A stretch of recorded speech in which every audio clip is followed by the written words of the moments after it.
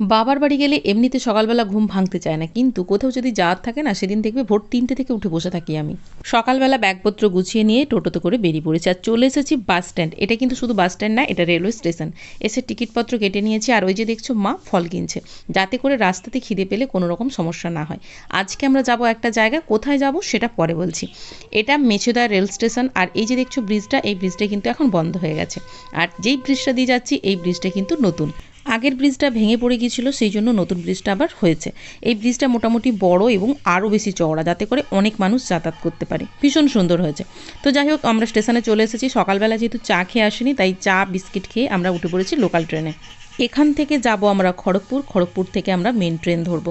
মোটামুটি পৌঁছে গেছিলাম প্রায় 10টা 25 নাগাদ। ট্রেনেতে যাব সেই ট্রেনের টাইম ছিল 10টা 55। রীতিমতো টেনশনে পড়ে গেছিলাম আদৌ ট্রেনটা ধরতে পারবো কিনা। তো যাই হোক, শেষমেশ ট্রেনেতে উঠতে পেরেছি। আর ব্লগটা ভালো লাগলে লাইক করে পাশে থেকো।